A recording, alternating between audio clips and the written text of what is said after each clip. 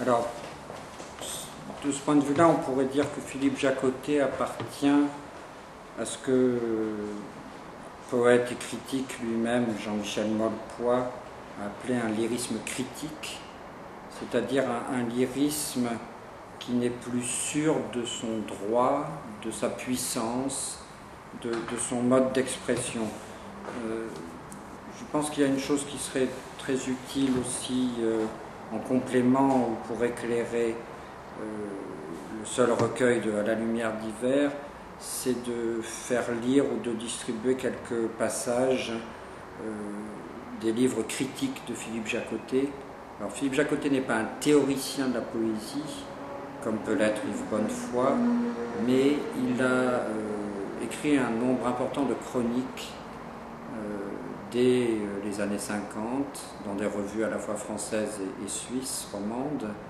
et il a beaucoup commenté l'œuvre de ses contemporains. Et on lit dans les deux recueils qui constituent l'anthologie de ces chroniques, le premier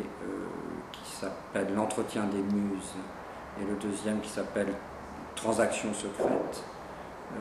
des réflexions extrêmement intéressantes dont je voudrais lire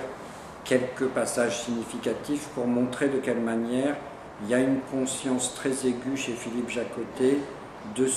ce qu'est la tâche du poète aujourd'hui. Alors, la première citation, je vais la lire parce qu'elle pourrait faire écho de façon amusante avec Pascal Quignard et tous les matins du monde autour de la question d'Orphée. C'est dans un texte de Philippe Jacotet qui s'appelle Orphée et le cordonnier. Et on peut lire cette phrase: il est dangereux pour le poète d'aujourd'hui de se prendre pour Orphée. Il est dangereux pour le poète d'aujourd'hui de se prendre pour Orphée. Que la poésie un jour ait pu émouvoir les pierres mêmes, ce n'est pas un mythe à rejeter d'un sourire fat, mais celui qui veut aujourd'hui convoquer sur sa page toutes les fleurs, toutes les constellations,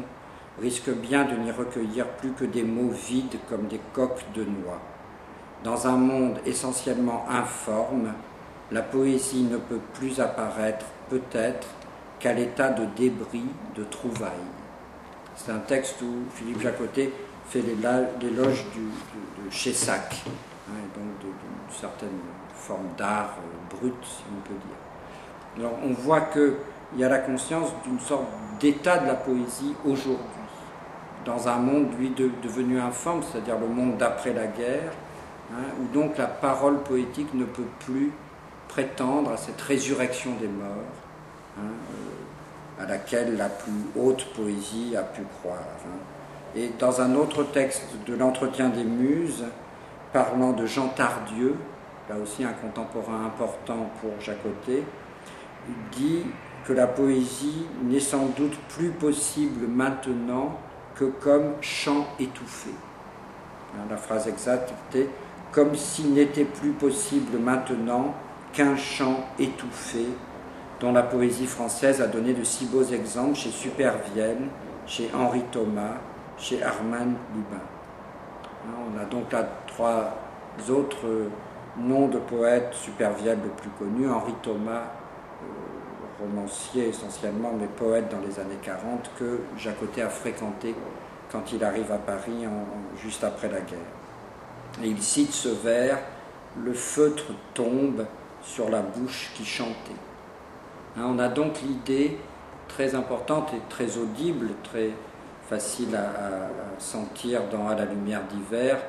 d'une voix qui ne peut pas porter directement haut, d'une voix qui est en sourdine, mais, et c'est là tout l'enjeu, cette sourdine n'est pas en même temps quelque chose de mièvre ou quelque chose d'affaibli, elle est la juste mesure pour répondre à l'époque et pour faire entendre une parole poétique qui doit composer avec le doute, avec le néant, avec ce qu'on pourrait dire de façon plus générale, une négativité